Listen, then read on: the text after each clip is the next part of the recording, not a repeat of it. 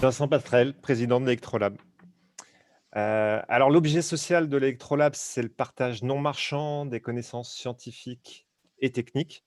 Donc l'idée derrière tout ça, c'est de montrer que l'on peut ouvrir, à peu près tous les capots qui nous tombent sous la main, pour regarder ce qu'il y a dessous, comprendre, améliorer, réparer, détourner. Alors en premier lieu, on fait ça parce que ça nous amuse beaucoup, c'est le point de départ, ici à l'Electrolab. On adore bidouiller tout ce qui nous tombe sous la main. Mais l'idée qu'il y a aussi derrière, c'est que, on on pense que les domaines scientifiques et techniques ne sont pas des sujets neutres. Il y a des enjeux politiques importants derrière. Par exemple, en tant que citoyen, on a à prendre des positions sur des sujets techniques et il nous semble important de se réapproprier à minima ces sujets, pour ensuite avoir un avis éclairé, autant que possible. Donc, par exemple, actuellement, le débat sur la 5G est un bon exemple. Si ça vous intéresse, il y a à peu près 2 semaines, il y a une conférence sur la 5G, qui s'est tenue à l'Electrolab et vous pouvez la voir, sur notre chaîne YouTube. Alors pour exercer notre objet social, bah, on a un grand terrain de jeu de 1 500 m². Je crois qu'il va y avoir d'autres images que celles de ma présentation, qui vous donneront l'occasion de voir à quoi ça ressemble.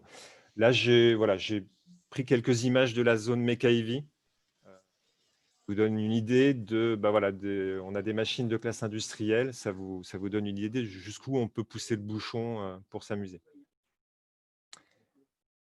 Voilà, et pour terminer, bah, j'avais envie de parler, d'un projet, moi aussi, mais pas un projet spatial, mais un projet qu'on a réalisé pendant la crise Covid.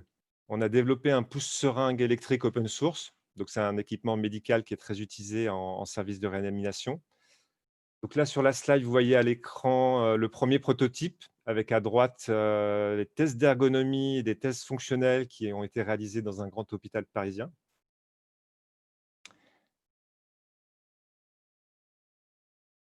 Voilà, et là, vous avez la version pré-industrielle à gauche, lors du passage toujours sur un banc de test toujours dans cet hôpital, et à droite lors de tests CEM. Parce que donc l'idée, c'est d'avoir un modèle qui puisse être, fabriqué à grande échelle.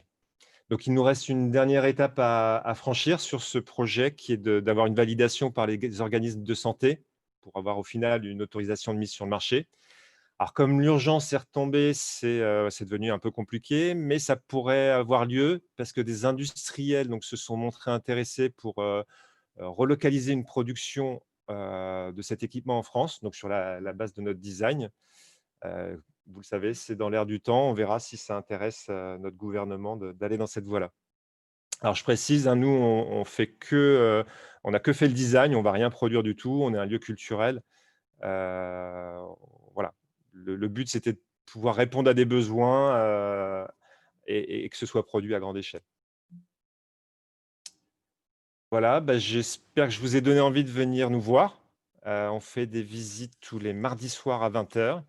Vous êtes les bienvenus, dès que vous passez en région parisienne, et puis vous pouvez nous écrire quand vous voulez sur, contact@electrolab.fr.